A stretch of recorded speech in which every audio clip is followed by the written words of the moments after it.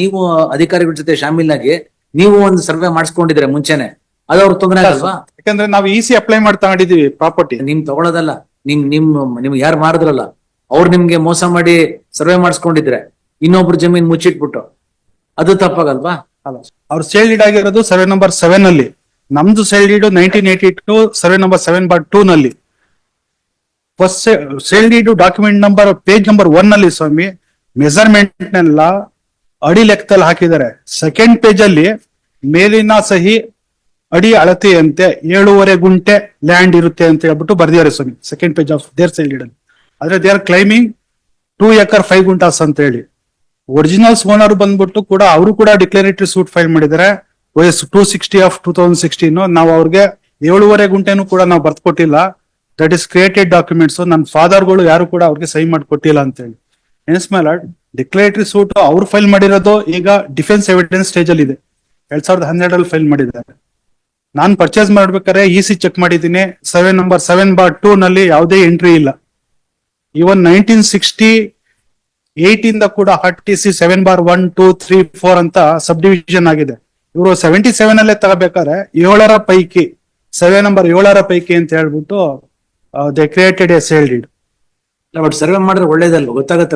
Survey ಸ್ವಾಮಿ, ನಾವು position ಇಲ್ಲ ಅಂತ ಹೇಳಿದೀವಿ.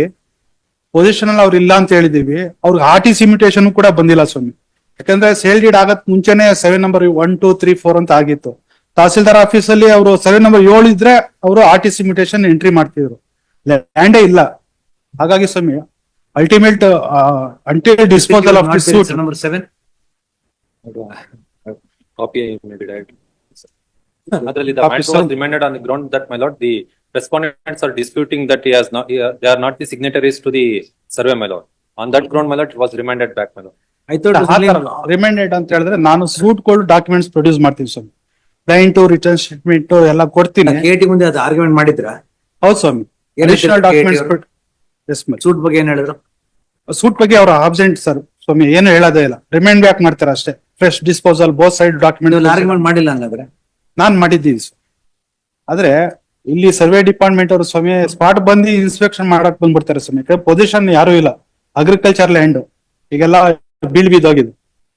ಹಾಗಾಗಿ ಪೊಸಿಷನ್ ಬಂದ್ರೆ ರಿಪೋರ್ಟ್ ಇವ್ರಿಗಿದ್ದಾರೆ ಅವ್ರಿದ್ದಾರೆ ಅಂತ ಹೇಳ್ಬಿಟ್ಟು ಯಾವ ತರ ಸರ್ವೆ ಮಾಡ್ಲಿ ಬಿಡಿ, ಏನಾಗುತ್ತೆ ಅದು? ಅಲ್ಲ ಸರ್ವೆ ಪ್ರಕಾರ ಮಾಡ್ತಿರ್ತಾನೆ. ಅಲ್ಲ ಸ್ವಾಮಿ, ಡಿಕ್ಲರೇಟರಿ ಸೂಟ್ ಅಲ್ಲಿ ಸರ್ವೆ ನಂಬರ್ 7 ಅಲ್ಲಿ ನಿಮ್ ಲ್ಯಾಂಡ್ ಇದೆಯೋ 7/2 ನಲ್ಲಿ ನಿಮ್ ಲ್ಯಾಂಡ್ ಇದೆಯೋ ಅಂತೇಳಿ ಅದು ಫಸ್ಟ್ ಡಿಸೈಡ್ ಆಗ್ಬೇಕು. ಇಲ್ಲ ಸೇಲ್ ಡೀಡ್ ಅಲ್ಲಿ ಸ್ವಾಮಿ ಫಸ್ಟ್ ಪೇಜ್ ಅಲ್ಲಿ ಇರ್ತಕ್ಕಂಥದ್ದು ಅಡಿ ಲೆಕ್ಕದಲ್ಲಿ ಮೆಜರ್ಮೆಂಟ್ ಹಾಕಿದ್ರೆ ಆ ಪ್ರಕಾರ 7.5 ಗುಂಟೆ ಬರ್ತದೆ, 2 ಎಕರೆ 5 ಗುಂಟೆ ಬರ್ತದೆ.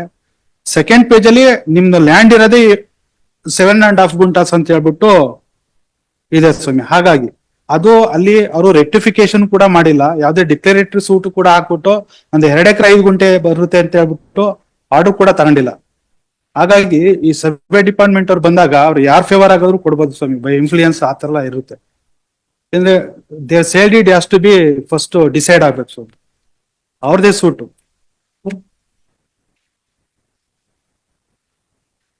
ಸೇಲ್ ಡೀಡ್ ಟೈಪ್ಡ್ ಕಾಪಿ ಹಾಕಿದ್ವಿ ಸ್ವಾಮಿ. ಸೇಲ್ ಡೀಡ್ ಸೆಕೆಂಡ್ ಪೇಜ್ ಅಲ್ಲಿ ಪೇಜ್ ನಂಬರ್ 29 ಇಂದ ಓದಿ. 29 page number. All these records reveal last ಒಂದು 4 ಲೈನ್ ಕೆಳಗಡೆ. ನೀವು 4th ರೆಸ್ಪಾಂಡೆಂಟ್ ಅಲ್ವಾ ಅಲ್ಲಿ? ಹೌದು ಸ್ವಾಮಿ, 4th respondent Chowdaiah Rangaiah. Was not a party to the survey. ಅವಾಗ ಇರ್ಲಿಲ್ಲ ಸ್ವಾಮಿ, ನನ್ನ ಆಬ್ಸೆನ್ಸ್ ಅಲ್ಲಿ ಮಾಡಿದ್ರು. ನಿಮ್ಮ ಆಬ್ಸೆನ್ಸ್ ಅಲ್ಲಿ, ಅವನ ಆಬ್ಸೆನ್ಸ್ ಅಲ್ಲಿ, ಅವ್ರ ಆಬ್ಸೆನ್ಸ್ ಅಲ್ಲಿ ಮಾಡಿದ್ರು. ಸೆಕೆಂಡ್ ಕರೀಂ ಸಾಬ್ ಆಬ್ಸೆನ್ಸ್ ಅಲ್ಲಿ. ಆದ್ರೆ ಅಲ್ಲೆಲ್ಲೂ ಕೂಡ ಅವ್ರದ್ದು ಸೇಲ್ ಡೀಡ್ ಕಾಪಿಗಳು ಪ್ರೊಡ್ಯೂಸ್ ಮಾಡಿರ್ಲಿಲ್ಲ ಸ್ವಾಮಿ. ಇವಾಗ ಪ್ರೊಡ್ಯೂಸ್ ಮಾಡ್ತಾರ ತಗೊಳ್ಳಿ, ಇವಾಗ ಸರ್ವೆ ಆದಾಗೆಲ್ಲ ಪ್ರೊಡ್ಯೂಸ್ ಮಾಡ್ತಾರಲ್ಲ. ಅಲ್ಲ, ಈಗ ಸಿವಿಲ್ ಕೋರ್ಟ್ ಅಲ್ಲಿ ಡಿಸೈಡ್ ಆಗ್ಬಿಟ್ರೆ outcome of the result in OS number 197 of ಸರ್ವೆಗೂ ನಿಮ್ಗೆ ಸಿವಿಲ್ ಸೂಟ್ ಪೊಸಿಷನ್ ಡಿಸ್ಪ್ಯೂಟ್ ಮಾಡಿದ್ವಿ ಸ್ವಾಮಿ. ಇವ್ರೇನ್ ಡಿಸೈಡ್ ಮಾಡಲ್ಲ, ಬರೀ ಸರ್ವೆ ಮಾಡ್ತಾರಲ್ವಾ on the base of the documents. ಅಲ್ಲ ಸ್ವಾಮಿ, ಅವ್ರು ಬಂದಾಗ ಹೆಂಗ್ ಬೇಕಾದ್ರೂ ಮಾಡ್ಬೋದು ಸ್ವಾಮಿ. ಯಾಕಂದ್ರೆ ನಮ್ದು ಆಲ್ರೆಡಿ ಸರ್ವೆ ಎಲ್ಲ ಟೋಟಲ್ ಇವಾಗ 20 ಜನ ಪರ್ಚೇಸರ್ ಇದಾರೆ ಸ್ವಾಮಿ. ಅದ್ರಲ್ಲಿ ಇದು ಯಾವತ್ತಿದ್ರು ರಿಸಲ್ವ್ ಆಗ್ಲೇಬೇಕು ತಾನೆ? ಅಲ್ಲ, 197 outcome of the result 197 decree ಆಗುತ್ತೆ, ಜಜ್ಮೆಂಟ್ ಆಗುತ್ತೆ. ಅದ್ರ ಮೇಲೆ ಯಾರ್ದು ರೈಟ್ಸ್ ಅಂತ ಗೊತ್ತಾಗ್ಬಿಡುತ್ತೆ. ನೀವು OS ಆದ್ಮೇಲೆ RFA ಅದೆಲ್ಲ ಆಗೋರು ಯಾರು ಏನ್ ಮಾಡಂಗಿಲ್ಲ.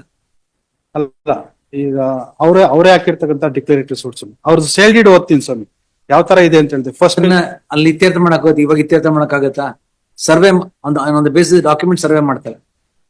ಅಲ್ಲ, ಇಲ್ಲೂ ಕೂಡ ಔಟ್ಕಮ್ ಆಫ್ ದಿ ರಿಸಲ್ಟ್ ಅಂತ ಹೇಳಿದ್ರೆ ಸ್ವಾಮಿ, ಅದು ಅಪೀಲ್ ಗಂಟ ಹೋಗ್ಲಿ ರಿವಿಷನ್ ಆಗ್ಲಿ ಯಾಕಂದ್ರೆ ಮಲ್ಟಿಪಲ್ ಪ್ರೊಸೀಡಿಂಗ್ಸ್ ಎಲ್ಲ ಅವಾಯ್ಡ್ ಆಗುತ್ತೆ ಸರ್. ಅಂದ್ರೆ ನೀವು ಸರ್ವೆ ಮಾಡಬಾರ್ದು ಅಂತ ಅಷ್ಟೇ ನಿಮ್ ಪ್ರಕಾರ. ಹೌದು sir, outcome of the result ಹೆಂಗಾಗತ್ತೆ ಆತರ? ಅಲ್ಲ ಸುಮ್ಮನೆ ಅಲ್ಲಿ ಇನ್ಫ್ಲೂಯೆನ್ಸ್ ಗಳು ಅವರೆಲ್ಲ ಸರ್ವೆ ಡಿಪಾರ್ಟ್ಮೆಂಟ್ ಎಲ್ಲ ಅದೇ ಇರ್ತದೆ. ಮತ್ತೆ ಅವರು ಪೊಸಿಷನ್ ಇಲ್ಲ, RTC ಅವ್ರ ಹೆಸರಲ್ಲಿ ಇಲ್ಲ. ಅವ್ರು ಸರ್ವೆ ಮಾಡಕ್ ಬಂದ್ರು ರೆವೆನ್ಯೂ ರೆಕಾರ್ಡ್ಸ್ ಗಳೇ ನೋಡ್ಬೇಕು. ಅವ್ರ ಹೆಸರು ಇಲ್ವಾ? RTC ಇಲ್ಲ ಸುಮ್ಮನೆ, RTC ಕಾಲಮ್ ಅಲ್ಲಿ ಇದೆ, ಅವ್ರಿಗೆ ಎಷ್ಟು ಎಕ್ಸ್ಟೆಂಡ್ ಅಂತ ಇಲ್ಲ. ಅದೇ ಇವಾಗ ಗೊತ್ತಾಗತ್ತಲ್ಲ, ಈಗ ಅವ್ರು ಸರ್ವೆ ಮಾಡಿದಾಗ ಅವ್ರು ಡಾಕ್ಯುಮೆಂಟ್ ನೋಡ್ ಮಾಡ್ತಾರೆ, ಅವ್ರಿಗೆ ಇದೆಯೋ ಇಲ್ವೋ ಜಮೀನು, ಕ್ರೊನಾಲಜಿಕಲ್ ಆಗಿ ಹೋಗ್ತಾರೆ, ಫಸ್ಟ್ ಸೇಲ್ ಡೀಡ್ ಯಾರ್ದು, ಸೆಕೆಂಡ್ ಸೇಲ್ ಡೀಡ್ ಯಾರ್ದು ಅಂತ. ಅದ್ರ ಪ್ರಕಾರ ಅವ್ರ ಜಾಗ ಇದೆಯೋ ಅಂತ ಗೊತ್ತಾಗುತ್ತಲ್ಲ. ಅಲ್ಲ ಅದಕ್ಕೋಸ್ಕರ ಸ್ವಾಮಿ ನಾನು ಇಲ್ಲ ಎಂಟೈರ್ RTC ಗಳು 1968 ಇಂದ ಪ್ರೊಡ್ಯೂಸ್ ಮಾಡಿದ್ದೀನಿ. ಅವ್ರದ್ದು ಸೇಲ್ ಡೀಡ್ 77. 1968 ಅಲ್ಲಿ 7 1 2 3 4 ಅಂತ ಇದೆ. 77 ಅಲ್ಲಿ 7 ಪೈಕಿ ಅಂತ ಮಾಡಿದ್ದಾರೆ ಅವ್ರ ಸೇಲ್ ಡೀಡ್ ಅಲ್ಲಿ.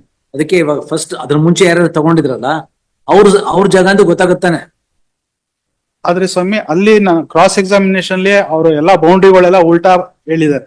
ಅದನ್ನ ನಾನು ಏನಾರು ಹೇಳ್ಕೊಳ್ಳಿ ಕಣ್ರಿ, ಸರ್ವೆ ಮಾಡಿದಾಗ ಈ ಕ್ರಯಪತ್ರಗಳು ಆಧಾರದ ಮೇಲೆ ತಾನೇ ಸರ್ವೆ ಮಾಡೋದು. ನಮ್ದು 88 ನಮ್ದು ಎಂಟೈರ್ ಲ್ಯಾಂಡ್ ಬರುತ್ತೆ ಸ್ವಾಮಿ, ಅವ್ರಿಗೆ ಬರೋದಿಲ್ಲ. ಅವ್ರಾಗ ಬೇಕಾದ್ರೆ ಅದನ್ನು ಅವಾಗ ಮಾಡ್ಬೋದು, ಅವ್ರದ್ದು ಫಸ್ಟ್ ಸೇಲ್ ಡೀಡ್ ಅಂತ ಹೇಳ್ಬೋದು. ಆದ್ರೆ ಇದನ್ನೆಲ್ಲ ಕನ್ಸಿಡರ್ ಮಾಡಕ್ಕಲ್ಲ. ಹಾಗಾಗಿ OS number 197 outcome of the result ಮೇಲೆ ಸರ್ವೆ ಆದ್ರೆ ಒಳ್ಳೇದು. Outcome of the declaratory suit filed by the respondent. ಈ ಕೇಸಲ್ಲಿ ಇರ್ತಕ್ಕಂಥ ರೆಸ್ಪಾಂಡೆಂಟ್ ಅವರೇ ಫೈಲ್ ಮಾಡಿರೋದು, ನಮ್ಮ ಡಿಕ್ಲೇರ್ ಮಾಡಿ ಅಂತ ಹೇಳಿ. ಯಾಕಂದ್ರೆ ಅವ್ರದ್ದಿರೋದು 7 ಅಂತ ಹೇಳಿದ್ದಾರೆ ಅವ್ರ ಸೇಲ್ ಡೀಡ್ ಅಲ್ಲಿ, ನಮ್ದಿರೋದು 7 ನಲ್ಲಿ. ಹಾಗಾಗಿ ಅವ್ರ ಟೈಟ್ಲ್ ನ ಅಪ್ರೂವ್ ಮಾಡಕ್ಕೆ ಅವರೇ ಸೂಟ್ ಫೈಲ್ ಮಾಡಿರೋದು. ಈ ಡಾಕ್ಯುಮೆಂಟ್ ಸರ್ವೆ ಮಾಡಿದ್ರೆ ಇದು ಸಿವಿಲ್ ಕೋರ್ಟ್ಗೆ ಅನುಕೂಲ ಆಗುತ್ತಾನೆ, ಯಾರ್ದು ಎಲ್ಲಿದೆ ಅಂತ ಹೇಳೋದಕ್ಕೆ. ಅಲ್ಲ ಸುಮ್ಮನೆ ಯಾಕಂದ್ರೆ ರೆಕಾರ್ಡ್ಸ್ ಇಲ್ಲ, ಅಧಿಕಾರಿಗಳು ಯಾವ ತರ ಇರ್ತಾರೆ, ಮಲ್ಟಿಪಲ್. ನೀವು ಅಧಿಕಾರಿಗಳ ಜೊತೆ ಶಾಮೀಲಾಗಿ ನೀವು ಒಂದು ಸರ್ವೆ ಮಾಡಿಸ್ಕೊಂಡಿದ್ರೆ ಮುಂಚೆನೆ, ಅದು ಅವ್ರ ತೊಂದರೆ ಆಗಲ್ವಾ? ಯಾಕಂದ್ರೆ ನಾವು EC ಅಪ್ಲೈ ಮಾಡಿ ತಗೊಂಡಿದೀವಿ ಪ್ರಾಪರ್ಟಿ. ನಿಮ್ ತಗೊಳ್ಳೋದಲ್ಲ, ನಿಮ್ಗೆ ಯಾರು ಮಾರಿದ್ರಲ್ಲ ಅವ್ರು ನಿಮ್ಗೆ ಮೋಸ ಮಾಡಿ ಸರ್ವೆ ಮಾಡಿಸ್ಕೊಂಡಿದ್ರೆ ಇನ್ನೊಬ್ರು ಜಮೀನ್ ಮುಚ್ಚಿಟ್ಬಿಟ್ಟು, ಅದು ತಪ್ಪಾಗಲ್ವಾ? ಅಲ್ಲ ಇನ್ನೊಂದು ಸುಮ್ಮನೆ ನಂದು 1982 ನಲ್ಲಿ ನಂದು ಸೇಲ್ ಡೀಡು. ಆ ಸೇಲ್ ಡೀಡ್ ಆಗ್ಬೇಕಾದ್ರೆ ಫಸ್ಟ್ MR ರೆಕಾರ್ಡ್ ಆಗೋದೇ ನನ್ನ ಹೆಸರಲ್ಲಿ. ನಿಮ್ಗಿಂತ ಮುಂಚೆ ಅವ್ರು ಕೊಂಡ್ಕೊಂಡಿರ್ತಾನೆ. ನಾವು ಅವರು ಒರಿಜಿನಲ್ ಓನರ್ಸ್ ಕೂಡ ಒಂದು 260 ಅಂತ OS ಸೂಟ್ ಹಾಕಿದ್ರು. ನಾವು ಅವ್ರಿಗೆ ಬರ್ತ್ಗೆ ಕೊಟ್ಟಿಲ್ಲ ಅಂತ ಹೇಳ್ಬಿಟ್ಟು, 7.5 ಗುಂಟೆನೂ ಕೊಟ್ಟಿಲ್ಲ, 2 ಎಕರೆ 5 ಗುಂಟೆನೂ ಕೂಡ ಕೊಟ್ಟಿಲ್ಲ ಅಂತ ಹೇಳ್ಬಿಟ್ಟು. The writ petition is filed challenging an order passed by the Karnataka Appellate Tribunal, whereby the Karnataka Appellate Tribunal has set aside the order passed by the JDA. ಅದು ಸೇಲ್ ಡೀಡ್ ಒಂದು ಓದ್ಬಿಡ್ತೀನಿ ಸ್ವಾಮಿ. 19th the matter to the first respondent, the direction to afford an opportunity to both the parties to come forward with all available related documents and to take action in accordance with law. In my view, since the tribunal has only remanded the matter with a specific direction to the first respondent to consider all the materials that are placed before him before conducting this survey, there is no justification for interference with the said order. The petition is therefore dismissed. Bill number 5. Bill number 5. ಕೊಡ್ತದೆ. Survey number 299 300 ಸಂಪೂರ್ಣ ಮನೆ ಕಟ್ಟಿರೋದು ಹೌದು ಸ್ವಾಮಿ. ನಮ್ಮ survey number ನಲ್ಲಿ ನಾವು ಕೆಲವರಿಗೆ ಪ್ರಾಪರ್ಟಿನ ನಮ್ಮ ರಿಲೇಷನ್ಗಳಿಗೆ ಕೊಟ್ಟಿದೀವಿ. ಅದರಲ್ಲಿ ಒಂದು 4-5 ಮನೆ ಮಾತ್ರ ಇದೆ. ಹೆಂಗ್ ಕೊಟ್ಟಿದ್ದೀರಾ? ಅಲ್ಲ ನಾವು ಬೈ ಸೇಲ್ ಕೊಟ್ಟಿರೋದು, ಬಟ್ ಅದರಲ್ಲಿ ನಮ್ದು ಏನಿದೆ ರೆವಿನ್ಯೂ ರೆಕಾರ್ಡ್ ಇರೋದ್ರಿಂದ ಎಲ್ಲ ಕೊಟ್ಬಿಟ್ಟಿದ್ರೆ how can you maintain this petition? ಅಲ್ಲ ಅದರಲ್ಲಿ ನಮ್ಮ ಇದರಲ್ಲಿ ರೆವಿನ್ಯೂ ಡಾಕ್ಯುಮೆಂಟ್ ಆಗಿರೋದ್ರಿಂದ ನಮಗೆ ಮಾಡ್ಲಿ ಪೂರ್ತಿ ಕೆಲವೊಂದು ಸೈಟ್ಗಳು ಮಾಡಿ ಕೊಡ್ತಾ ಇದೀವಿ ಅಷ್ಟೇ, ಬಿಟ್ರೆ ನಮ್ಗೆ ಇದರಲ್ಲಿ ನೀವು ಯಾವ ತರ ಸೈಟ್ ಮಾಡ್ಕೊಡಕ್ಕಾಗತ್ತೆ? ಕನ್ವರ್ಷನ್ ಆಗ್ಬೇಕು ತಾನೆ? ಕನ್ವರ್ಷನ್ ಆಗ್ಬೇಕು ಸ್ವಾಮಿ. ಕನ್ವರ್ಷನ್ ಆಗ್ಬೇಕು ತಾನೆ? ಹೌದು ಸ್ವಾಮಿ. ಅವೆರಡು ಆಗಿದ್ಯಾ? ಅಲ್ಲ ಕನ್ವರ್ಷನ್ ಸೇಲ್ಡ್ ಆಗಿಲ್ಲ, ಕನ್ವರ್ಷನ್ ಆಗಿಲ್ಲ ಸ್ವಾಮಿ. ಇವತ್ತರೆಗೂ ಕನ್ವರ್ಷನ್ ಆಗಿಲ್ಲ. ನಮ್ಗೆ ಡಾಕ್ಯುಮೆಂಟ್ ಈ ತರ ಇರೋದ್ರಿಂದಾನೇ ಕನ್ವರ್ಷನ್ ಆಗ್ತಾ ಇಲ್ಲ. ಹಂಗೆ ನಮ್ಗೆ ಕೆಲವೊಂದು ಇದಕ್ಕೋಸ್ಕರ ನಾವು ಮಾಡ್ತಾ ಇದೀವಿ, ಬಿಟ್ರೆ ಇದ್ರಲ್ಲಿ ನಮ್ದು this order dated 5/4/1988 is not challenged. Is not challenge. ಅಲ್ಲ ನಾನು ಅದ್ರಲ್ಲಿ ಪಾರ್ಟಿನೇ ಇಲ್ಲ ಸ್ವಾಮಿ, ನಮ್ಗೆ ಗೊತ್ತೇ ಇಲ್ಲ ಅದು. ಪಾರ್ಟಿನೋ ಇಲ್ವೋ ನಿಮ್ಮ ಚಾಲೆಂಜ್ ಮಾಡಿಲ್ಲ ಅಂದ್ರೆ that is become final. ಅಲ್ಲ ನಮ್ಗೆ ಗೊತ್ತೇ ಇಲ್ಲ ಅದು ಆದೇಶ ಆಗಿದೆ ಗೊತ್ತಿಲ್ಲ ಅಂದ್ರೆ ಎಲ್ಲಿ ಚಾಲೆಂಜ್ ಮಾಡೋದು? It is past 37 years ago. Notice also not issued my mind. Then you challenge it. So long as that order remains unchallenged, you can't get the kata in your name. ಅಲ್ಲ already I am position and ಇದು RTC ಸಹಿತ ನನ್ನ ಹೆಸರಲ್ಲೇ ಇದೆ. We are not talking about possession. We are talking about your entry in the RTC. Correct? ಅಲ್ಲ I am all position in also my hand. We are not. DC is not talking about possession. You want the name of yours to continue in the RTC. ಹೌದು ಹೌದು. Suppose in 5/4/88, the DC has passed an order to give the sites to somebody else. and you have not challenged that order. How can you get the Khata done in your name?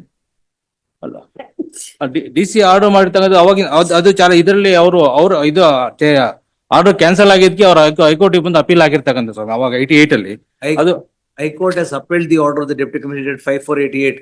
ಹೌದು. If that order is not challenged, ಅದ್ರಲ್ಲೂ high court ಅಲ್ಲೂ ಸಹಿತ ಸ್ವಾಮಿ ಅದರಲ್ಲಿ high court order ಅಲ್ಲಿ